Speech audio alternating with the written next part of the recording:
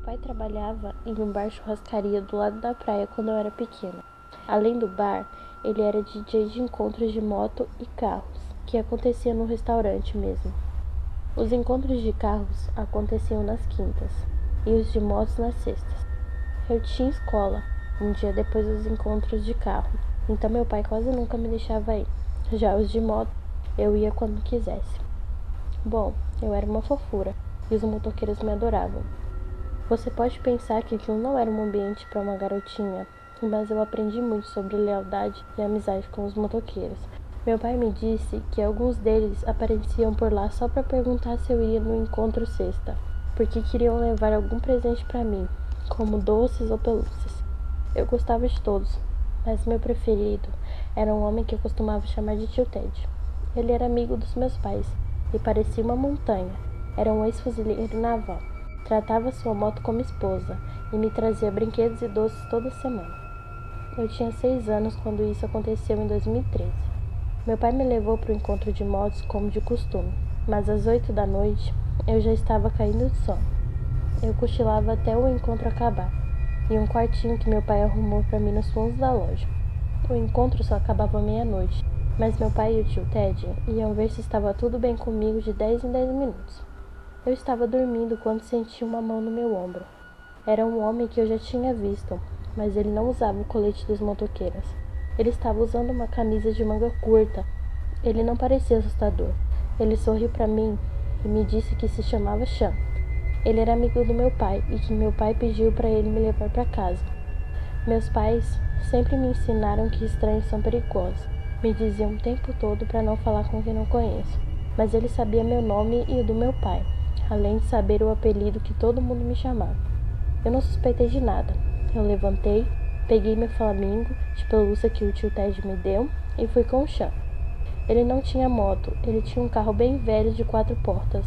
Ele abriu a porta de trás para mim e eu entrei. O banco estava totalmente coberto de plástico. Na época, eu não tinha como saber, mas é claro que ele não queria deixar nenhum rastro de DNA. O carro estava estacionado na rua, atrás do restaurante, onde os motoqueiros não enxergavam. Mas quando o carro andou, eu vi o tio Ted indo até a porta do quartinho, indo ver como eu estava. Ele olhou para o carro por instinto e eu sorri para ele. Tio Ted não perdeu um segundo, não parou nem para chamar meu pai. Ele correu até a moto e estava chutando a porta do carro antes mesmo de fazermos a curva. O Sean tentou acelerar, mas percebeu que não adiantaria, já que o Ted tinha a placa, modelo e cor do carro, além de estar com uma moto cara atrás de um sedã velho. Sean virou o carro agressivamente para o lado contrário de onde estava o Ted e gritou me mandando descer. Mas antes mesmo dele mandar, eu já estava descendo do carro e correndo para o Ted. Sean acelerou e o Ted me abraçou e me acalmou antes de me colocar na moto e me levar de volta para o meu pai. Quando voltamos, meu pai estava gritando. O encontro esvaziou. Corri até ele e abracei com toda a força. E o resto basicamente foi a polícia e meu pai perguntando todos os detalhes. Todos que restaram no encontro preocupados, e ficamos por ali até as 2 da manhã. O Ted não saiu do meu lado nem por um segundo. O carro não foi registrado como roubado e não foi encontrado. Após 8 anos, meu pai decidiu que 14 anos era idade suficiente para me contar o que aconteceu. Sean foi visto algumas vezes nos encontros antes daquele dia e era um cliente fiel do restaurante. Ele sabia de tudo porque me observava há mais ou menos um mês. Ele sabia que eu dormia cedo e sabia da frequência que meu pai e o Ted checavam. Quando cheguei, todos tinham sumido. Achei que fosse porque a polícia precisava investigar a cena do crime, mas eu estava errado. Todos estavam procurando pelo Sean. Ted passou a descrição do carro e a placa para todos. Eu perguntei por que ele não foi preso, e o meu pai disse: porque quem achou ele fomos nós.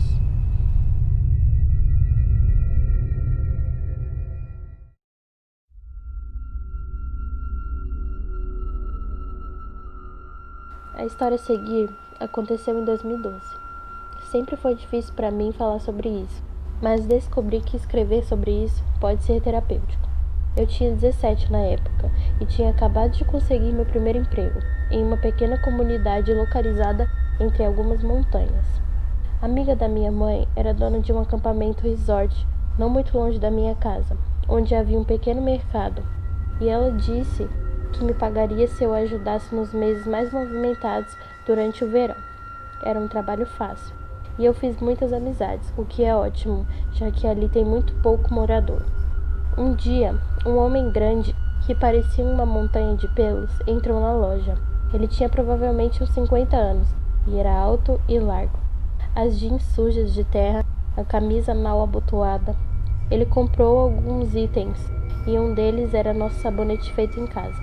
Quando ele veio até o caixa, ele me olhou de cima a baixo com muita atenção. Ele não falou nada, apenas ficou olhando. Você fez esse sabão? Ele perguntou rudemente. Possivelmente, eu disse. Eu ajudo com isso às vezes.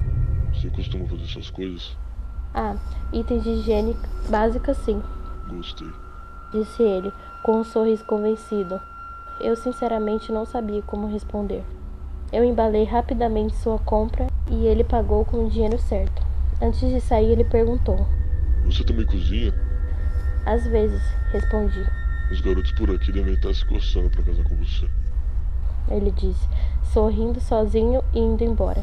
Eu não respondi. Falei para Krista, amiga da minha mãe, sobre o cara bizarro e ela deu risada. Mas então, o barbudo começou a aparecer frequentemente. Conversávamos aqui e ali e ele me contou que morava em um barraquinho que ele havia construído com suas próprias mãos. Ele disse que caçava tudo que comia e, além do que comprava ali, construía tudo que tinha.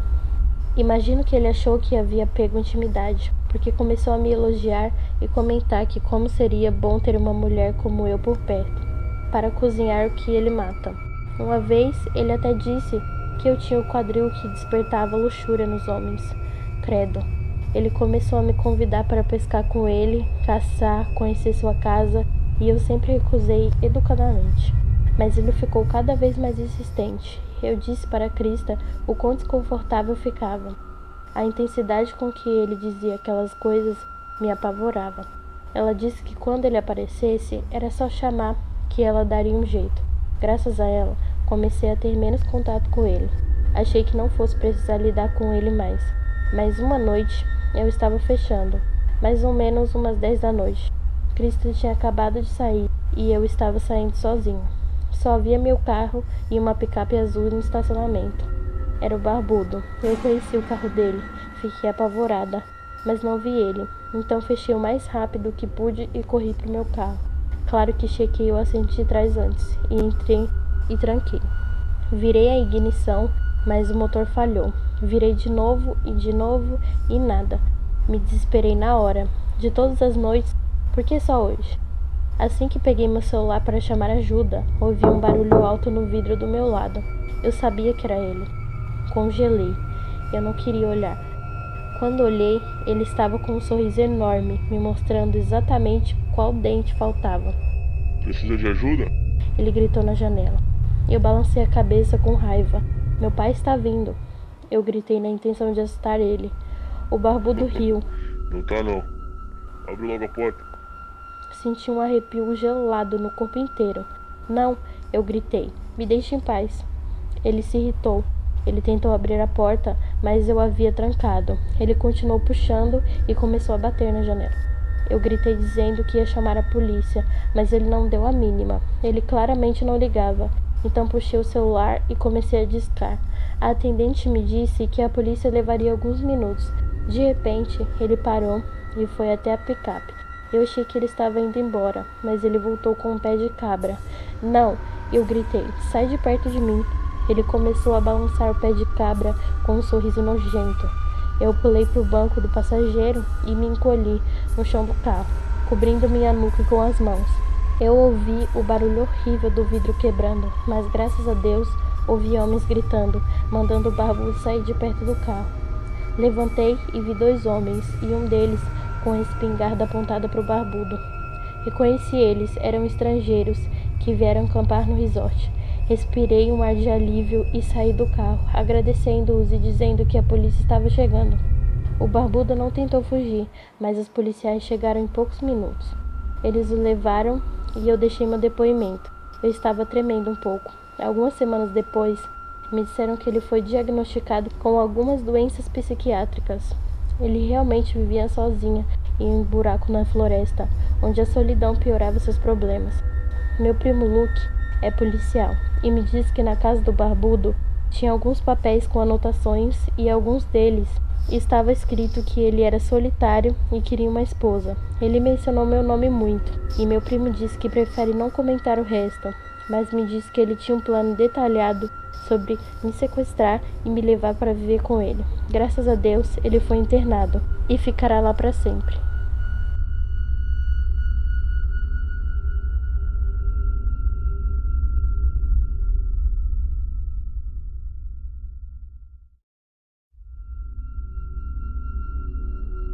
Quando eu tinha 19 anos, trabalhei para uma empresa que atuava em áreas rurais.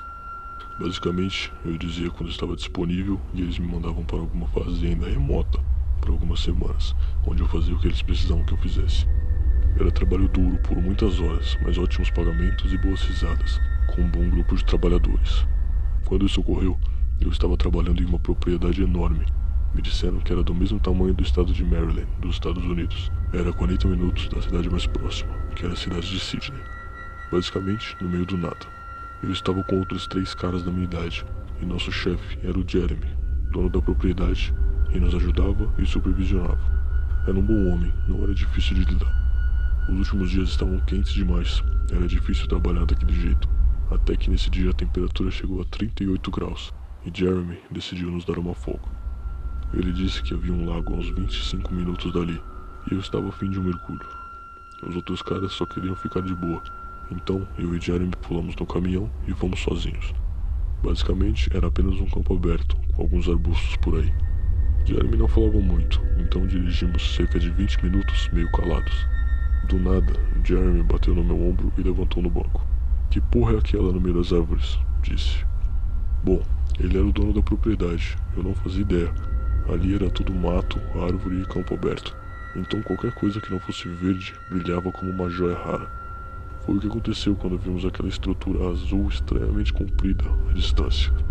Jeremy virou e foi na direção daquilo que parecia com um escritório no meio do nada.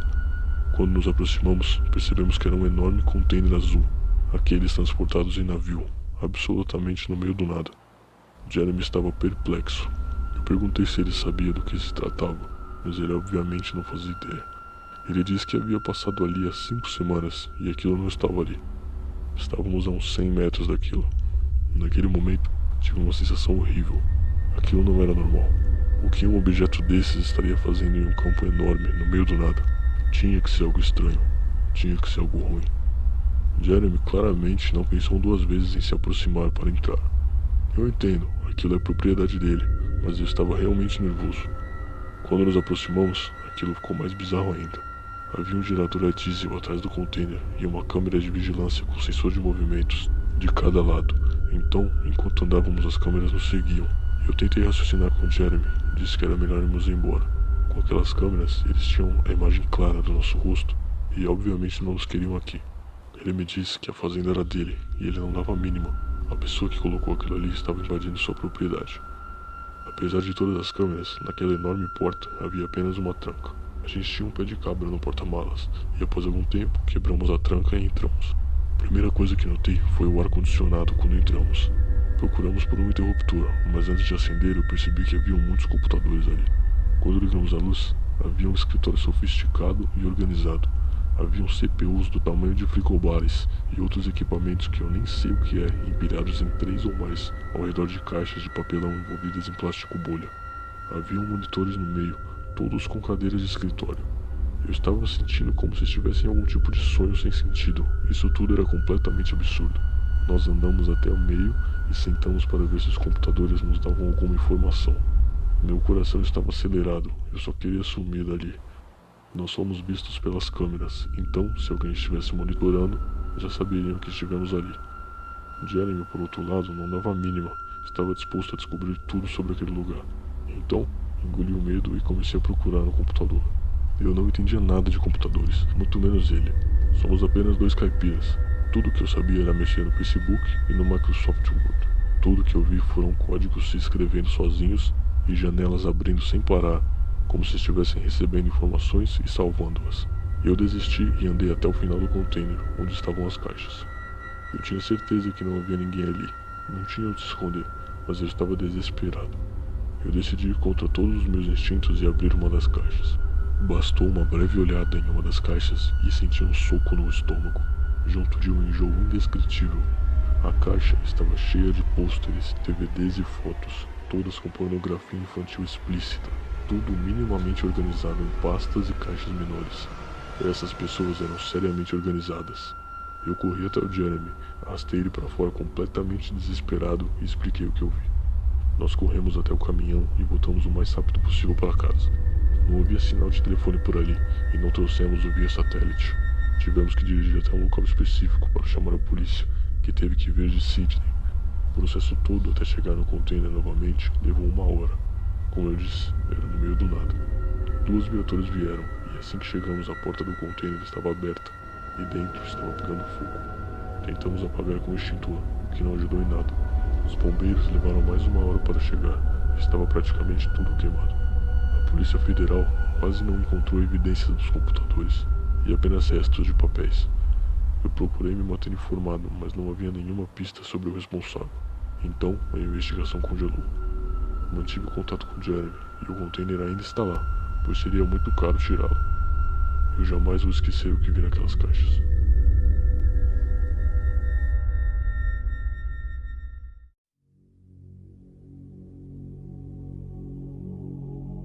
Essas são ocorrências reais relatadas por pessoas de todo o mundo em sites sobre o assunto. Inscreva-se no canal e deixe seu like.